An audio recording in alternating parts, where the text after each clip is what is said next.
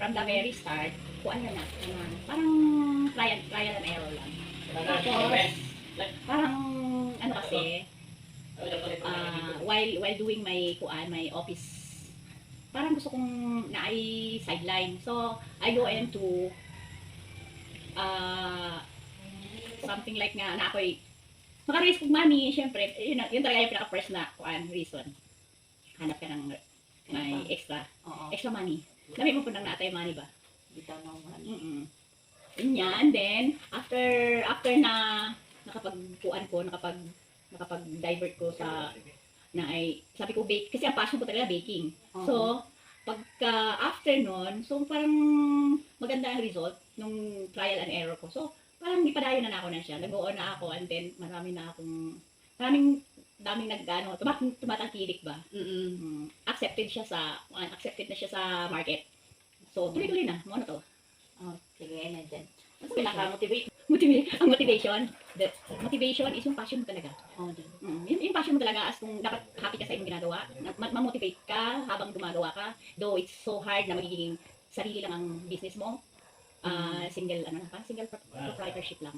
Tapos parang lahat nasa iyo, from scratch to finish, karga-karga mo. Parang baby mo siya.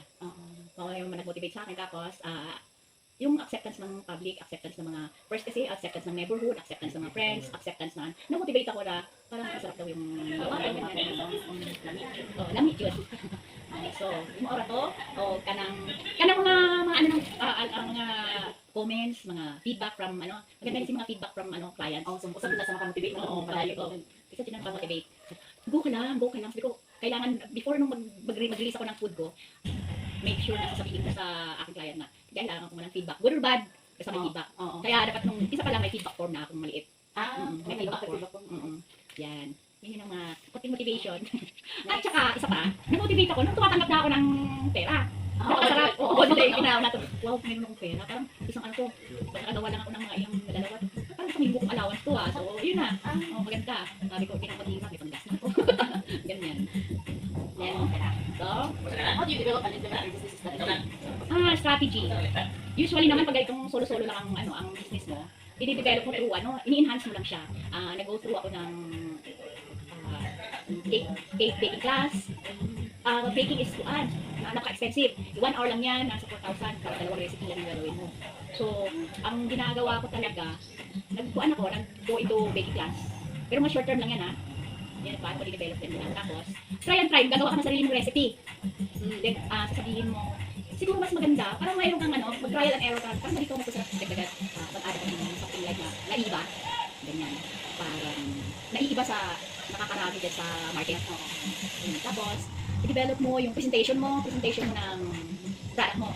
Doon pa lang sa yung katakam na tingnan, nasa packaging, nasa paano mo siya i-market, online man or physical man sa store. Nandoon yung magandang paano mo siya isi-set presentation doon sa table, kung magkaroon ka ng parang may mga group na yung mga festival ganyan. Festival, may mga party na nag-present ka na ng food testing, gano'n. Food testing, doon ma-develop, kailangan ikibahin mo yung sayo. Parang kakaibang lasa, kakaiba ang packaging, kakaiba ang presentation. Then, what are the challenges you face? So, challenges kadaghan. Ito yung challenge. Usually, so may challenge grabe ang challenge sa ano. Grabe ka na. Ang challenges, pag talaga ka sa food business, grabe ang challenges.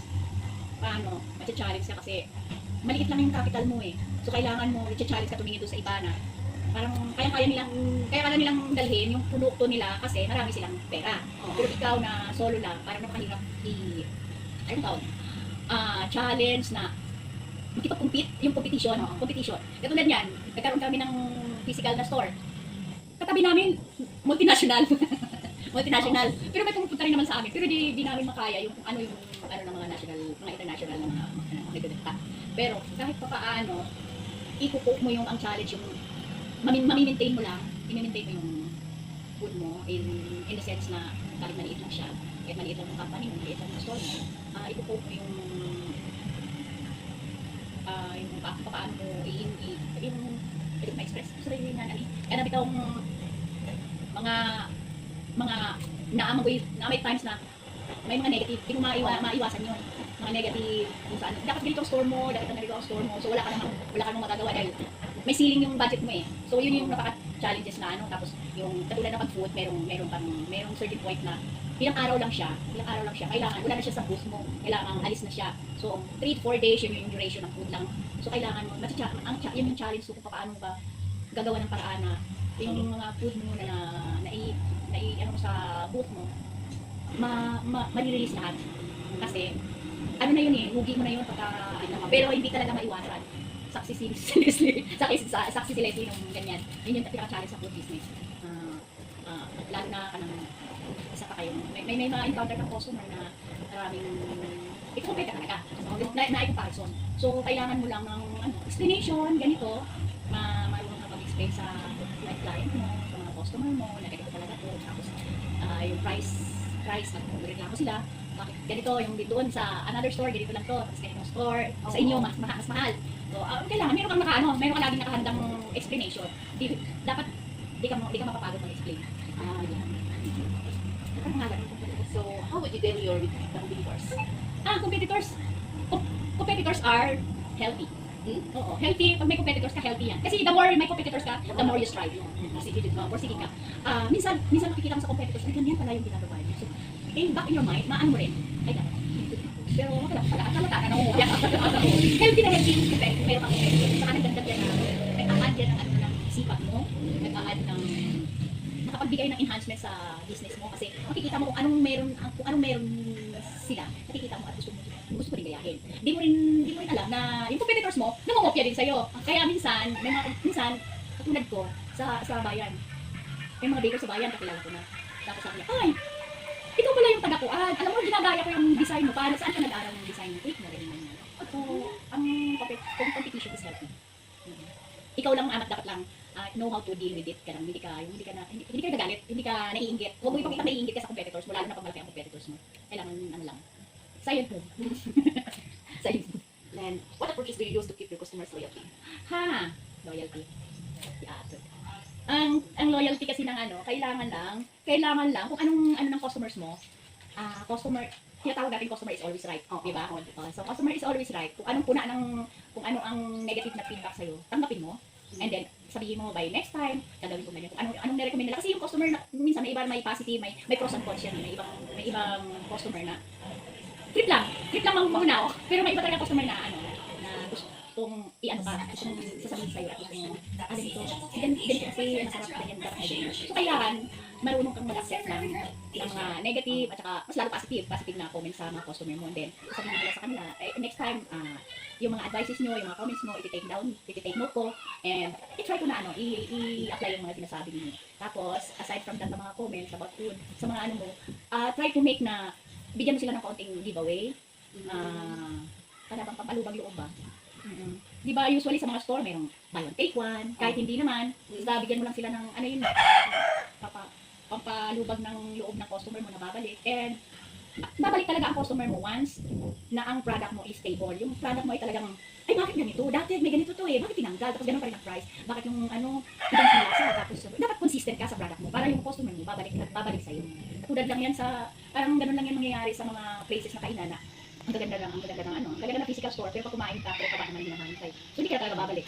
Kung favorite lang mayor sa kinabahan. Oo. Maganda lang sa opening. Pero pagdating sa mga 3 weeks, so dami ng tao, hindi na sila dami ng tao na, okay na to. Tapos sa mga magdagdag bawas. Magdagdag bawas sa dahil minsan kasi mahal. So, na lang.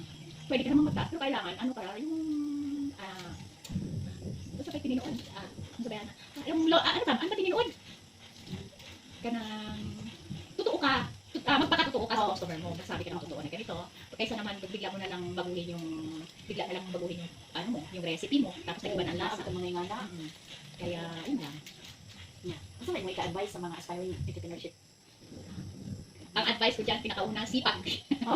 Ang una talaga sipag, kasi pag yung mga entrepreneurship talaga, usually mga entrepreneurship, bago lang yan. Mga bagong, tapos hindi kasi malaking company, mga malilitan lang. So, kadalasan yan sold talaga. So, ang advice, kailangan, kung anong business ang gagawin mo, dapat marunong ka sa ginagawa ng tauhan mo. Kasi kung wala yung tauhan mo, kaya mo siyang gawin. Kasi hindi man ang company mo Minsan 2-3 lang kayo, minsan kadalasan yan Katulad niyang, katulad sa, ano, ah, i-example natin magugupit. May-ari ka ng barbershop, pero pag nawala yung tao mo, hindi natatakbo yung barbershop mo dahil walang gugupit. So dapat, ikaw may-ari, marunong kang gugupit. Dapat marunong kang gagawin. Know your business. Know your business. Yun yung pinakaunang, ano talaga sa entrepreneurship. Kasi ang entrepreneurship, wala yung mga board na tao na mga, ano ba yung mga expert. Wala tayong board ng mga expert na magsasabi na sa meeting na sasabihin na ganito ang gagawin. Wala eh. Sarili mo eh. Sarili mong kayod. Sarili mo lahat. Kaya kailangan alam mo yung linya pinasok mo. Kasi once na wala yung mga tauhan mo, wala may isa sa tauhan mo, kaya mo siyang tatakbuhin. Tapos sisipagan mo. Kasi pag nalugi yung entrepreneurship, capital mo sarili mo. Lugi sarili mo din. Pagod sarili mo din. Lahat sa iyo nakaatang lahat sa balikat mo yun. Kaya mas mahirap Mahirap. Pero kailangan lang masipag ka. Kasi once wala kasi masisisi dyan eh. Kundi sarili mo lang. Once mag-down ang business mo, ikaw lang. Pag tumaas naman, ikaw lang, praise mo yung sarili mo. Kasi ikaw lang din yun eh. Ikaw ng kapitan, ikaw pa yung finance eh. Ayun. At saka, ano pa ba? Ang una, sipag, know your business. At kailangan, ang pasensya ba doon? Kailangan pa ng pasensya. Maano ang pasensya mo?